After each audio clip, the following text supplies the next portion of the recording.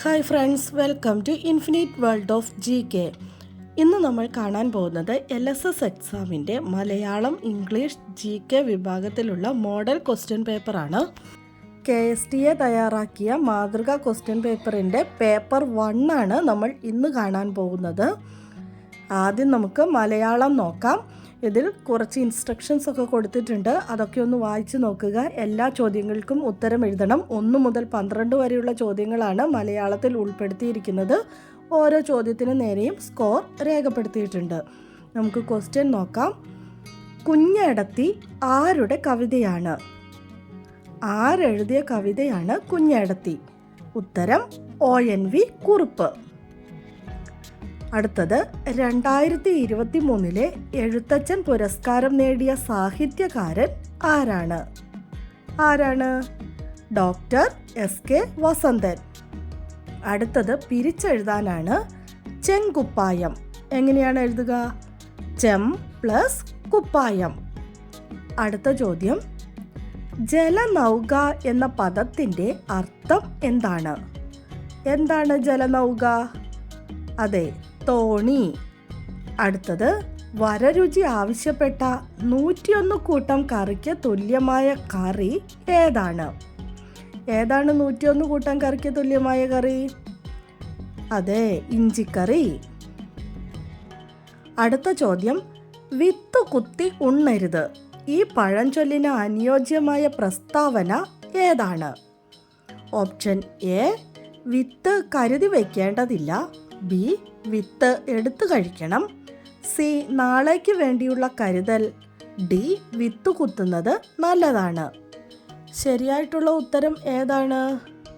Option C, നാളേക്ക് വേണ്ടിയുള്ള കരുതൽ. അടുത്തത് ശരിയായ ജോഡി കണ്ടെത്താനാണ്. ഓപ്ഷൻസ് നോക്കാം. എ, കേരള സിംഹം വേലുത്തമ്പി. ബി, വിളക്കേന്തിയ വനിത ഫ്ലോറൻസ് നൈറ്റിംഗേൽ. സി, ഇന്ത്യയുടെ വാനമ്പാടി ലതാ മങ്കേഷ്കർ. ഡി, ഇന്ത്യയുടെ പൂങ്കുയിൽ സരോജിനി നായിഡു. നമ്മുടെ ചോദ്യം ശരിയായ ജോഡി കണ്ടെത്താനാണ്. ഏതാണ് ശരിയായ ജോഡി? ഓപ്ഷൻ ബി, വിളക്കേന്തിയ വനിത ഫ്ലോറൻസ് നൈറ്റിംഗേൽ. അടുത്ത ചോദ്യം, താഴെ പറയുന്നതിൽ ശരിയായ അക്ഷരമാലാക്രമത്തിൽ എഴുതിയത് ഏതാണ്? ഓപ്ഷൻസ് നോക്കാം. എ, പാതകം, താരകം, വാഹനം, കാനനം. ബി, താരകം, കാനനം, വാഹനം, പാതകം. സി, വാഹനം, താരകം, കാനനം, പാതകം. ഡി, കാനനം, താരകം, പാതകം, വാഹനം. ഇതിൽ ശരിയായ അക്ഷരമാലാക്രമത്തിൽ എഴുതിയത് ഏതാണ്? ഓപ്ഷൻ ഡി, കാനനം, താരകം, പാതകം, വാഹനം. ഇതാണ് ശരിയായ അക്ഷരമാലാക്രമത്തിൽ എഴുതിയത്. അടുത്ത ചോദ്യം, ചുരുട്ടിയാലും തീരാത്ത പായ. ഈ കടങ്കഥ കൊണ്ട് അർത്ഥമാക്കുന്നത് എന്താണ്? ചുരുട്ടിയാലും തീരാത്ത പായ എന്താണ്? ഉത്തരം ആകാശം. 10ാമത്തെ ചോദ്യം, ശരിയായ പദം ഏതെന്ന് കണ്ടെത്താനാണ്. കഥകളി എന്ന് 4 തരത്തിൽ തന്നിട്ടുണ്ട്. അതിൽ ശരിയായ ഓപ്ഷൻ നമ്മൾ താഴെ ഉത്തരം എഴുതാനുള്ള കോളത്തിലേക്ക് എടുത്തെഴുതണം. ശരിയായിട്ടുള്ളത് ഏതാണ്? Option B, Kathakali. അടുത്തത്, താഴെ കൊടുത്തിട്ടുള്ള കവിത വായിക്കുക. തുടർന്ന് താഴെ തന്നിരിക്കുന്ന ചോദ്യങ്ങൾക്ക് ഉത്തരം എഴുതുക. നമുക്ക് കവിത വായിച്ചു നോക്കാം. കേരളമേ നിന്റെ യോമന പേർ കേൾക്കെ കോൾമയിർ കൊള്ളുന്നെന്നുള്ളമെന്നും നീരാളപ്പച്ച വിരിച്ച വയലുകൾ നീളെ കിടക്കുമുൾ നാടുകളും വാരിളം പുല്ലണി കുന്നിൻ പുറങ്ങളും നേരറ്റ നീരലർ പൊയ്കകളും പൂത്തിരി കത്തിച്ച പാതിരാവും പിന്നെ പൂത്തിരുവാതിര പൂനിലാവും മഞ്ഞക്കുറിയിട്ട മൂവന്തിമാനവും മഞ്ഞ പുതച്ച പുലരികളും. ഇതാണ് കവിത. ഇതെഴുതിയിരിക്കുന്നത് ആരാണ്? താഴെ കൊടുത്തിട്ടുണ്ട്, SK പൊറ്റക്കാട്. ചോദ്യങ്ങൾ നമുക്ക് നോക്കാം.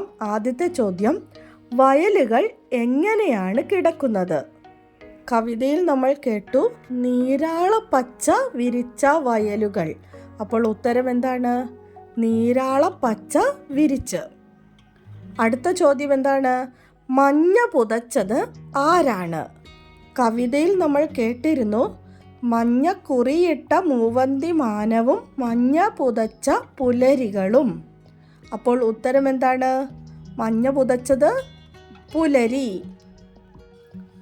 അടുത്തത് ഈ കവിതയ്ക്ക് ഒരു ആസ്വാദന കുറിപ്പ് തയ്യാറാക്കാനാണ്.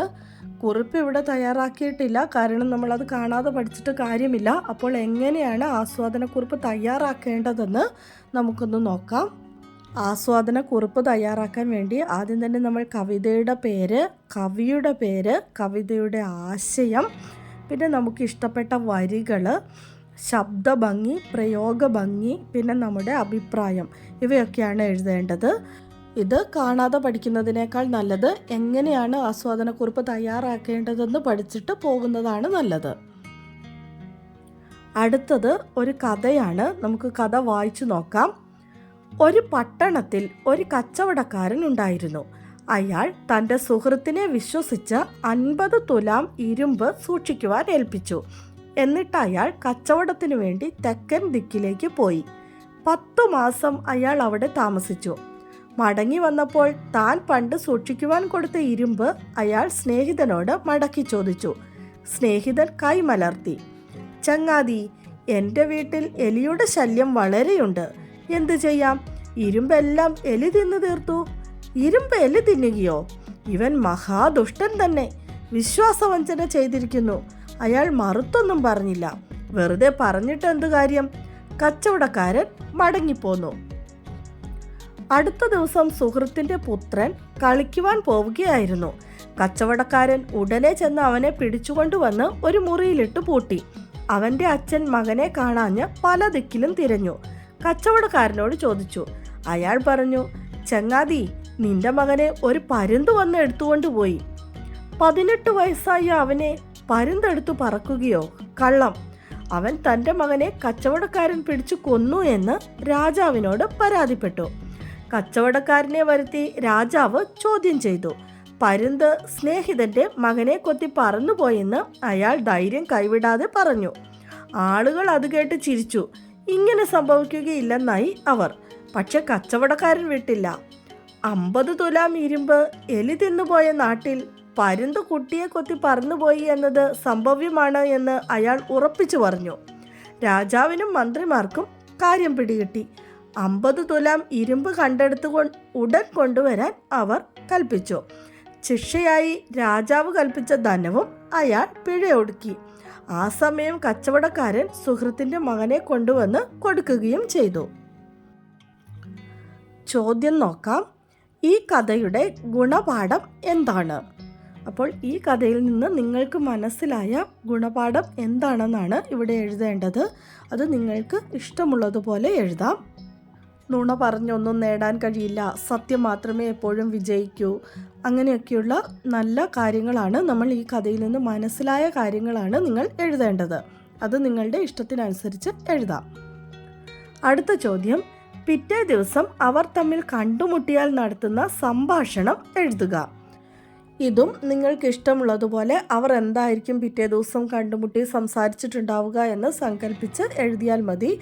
ഇങ്ങനെയുള്ള ചോദ്യങ്ങളൊന്നും കാണാതെ പഠിക്കേണ്ട കാര്യമില്ല. ഇതെങ്ങനെയാണ് എഴുതേണ്ടതെന്ന് അതിൻ്റെ ഒരു രൂപമൊന്നും മനസ്സിലാക്കി പഠിച്ച് വെച്ചാൽ മാത്രം മതി. അടുത്തത് ഈ കഥയ്ക്ക് അനുയോജ്യമായ തലക്കെട്ട് നൽകുക. അതും നമുക്ക് ഇഷ്ടമുള്ളതുപോലെ കൊടുക്കാവുന്നതാണ്. ഒരുപാട് വലിയൊരു സെൻറ്റൻസ് ആയിട്ട് കൊടുക്കാതെ ഒരു ചെറിയൊരു ഹെഡിങ് പോലെ കൊടുക്കുന്നതാണ് നല്ലത്. നുണയന് പറ്റിയ അമളി, ചതിയനായ സുഹൃത്ത്, അങ്ങനെയൊക്കെയുള്ള ചെറിയൊരു ഹെഡിങ് കൊടുക്കുക. അപ്പോൾ നമ്മുടെ മലയാളം ക്വസ്റ്റ്യൻസ് കഴിഞ്ഞു. അടുത്തത് ഇംഗ്ലീഷാണ്. 13 മുതൽ 14 വരെയുള്ള ചോദ്യങ്ങളാണ് ഇംഗ്ലീഷ് സെക്ഷനിൽ ഉൾപ്പെട്ടിട്ടുള്ളത്. എല്ലാ ക്വസ്റ്റ്യനും നമ്മൾ ആൻസർ ചെയ്യണം. സ്കോർ അതാത് ക്വസ്റ്റ്യൻസിൻ്റെ നേരെ തന്നെ കൊടുത്തിട്ടുണ്ട്. ആദ്യത്തെ ക്വസ്റ്റ്യൻ നോക്കാം. Circle the odd one. Odd one കണ്ടുപിടിക്കണം. Plant, palace, courtyard, kingdom. ഇതിൽ കൂട്ടത്തിൽ പെടാത്തത് ഏതാണെന്ന് നമ്മൾ കണ്ടുപിടിക്കണം. ഉത്തരം ഏതാണ്? പ്ലാന്റ്. അടുത്തത് rearrange the words to make a meaning full sentence. താഴെ തന്നിരിക്കുന്നത് റീഅറേഞ്ച് ചെയ്ത് അർത്ഥമുള്ള ഒരു സെൻറ്റൻസ് ആയിട്ട് മാറ്റി എഴുതുക. ബോട്ട്, ഹെയർ, അന്ന, ലോഞ്ച്, ജെന്റ്ലി. ഇത് നമ്മൾ ഒന്ന് റീഅറേഞ്ച് ചെയ്ത് കൊടുക്കാം. എങ്ങനെ കൊടുക്കാം? അന്ന ലോഞ്ച്ഡ് ഹെയർ ബോട്ട് ജെന്റ്ലി. അടുത്ത ചോദ്യം, find out one word for given sentence. Truthful and sincere. Truthful and sincere എന്ന് പറയുന്ന സെൻറ്റൻസിന് പകരം ഒരു വൺ വേർഡ് കണ്ടുപിടിക്കുക, ഒറ്റ വാക്യം കണ്ടുപിടിക്കുക. എന്താണ്? ഹോണസ്റ്റ്ലി, സത്യസന്ധമായ എന്നാണല്ലോ അർത്ഥം. അപ്പോൾ ഹോണസ്റ്റ്ലി. അടുത്തത്, write the missing alphabet to make meaning full words. ഇവിടെ 2-3 വാക്കുകൾ കൊടുത്തിട്ടുണ്ട്. അതിൻ്റെ ഇടയിൽ ചില ആൽഫബറ്റ്സ്, ചില അക്ഷരങ്ങൾ മിസ്സിംഗ് ആണ്. ആ വാക്ക് ഏതാണെന്നാണ് കണ്ടുപിടിക്കേണ്ടത്. നമുക്ക് നോക്കാം. CONTY. അപ്പോൾ അവിടെ കറക്റ്റായിട്ട് ചേരുന്നത് എന്തായിരിക്കും? COUNTRY, country. Next question, read the following set of events. Which one is in correct order? A, B or C? ഏതാണ് താഴെ തന്നിരിക്കുന്നവയിൽ കറക്റ്റായിട്ടുള്ള ഓർഡറിലുള്ളതെന്നാണ് ചോദ്യം. നമുക്ക് വായിച്ചു നോക്കാം. A child was separated from his parents in the festival ground. അടുത്തത്, a child went to the festival with his parents. C A man in the crowd lifted the child up in his arms. ഇതിൽ കറക്റ്റായിട്ടുള്ള ഓർഡറിലുള്ളത് ഏതാണെന്ന് നമുക്ക് നോക്കാം. Option C, a man in the crowd lifted the child up in his arms. Next question, Mahatma Gandhi is well known as a freedom fighter and the father of our nation. He is popularly known as Bapu. He was born in Porbandar, Gujarat on October 2nd, 1869. His father's name was Karamchand Gandhi and his mother's name was Pudlibai. ഈ paragraph വായിച്ചിട്ട് താഴെ തന്നിരിക്കുന്ന ചോദ്യങ്ങൾക്ക് ഉത്തരം എഴുതാനാണ്. ചോദ്യം നമുക്ക് നോക്കാം. Who is our father of nation? ആരാണ് നമ്മുടെ രാഷ്ട്രപിതാവ്? ആരാണ്? Mahatma Gandhi. Next question, Gandhiji was born on. Gandhiji എന്നാണ് ജനിച്ചത്? എന്നാണ്? October 2nd, 1869. Next question, write a brief description about Mahatma Gandhi. അടുത്തത്, മഹാത്മാഗാന്ധിയെക്കുറിച്ച് ഒരു ബ്രീഫ് ഡിസ്ക്രിപ്ഷൻ എഴുതാനാണ് പറഞ്ഞിരിക്കുന്നത്. അപ്പോൾ ഒരു 2-3 സെൻറ്റൻസ് നമ്മൾ എഴുതിയാൽ മതി. അത് നമ്മൾ മുകളിലത്തെ പാരഗ്രാഫിൽ തന്നെ കൊടുത്തിട്ടുണ്ട്.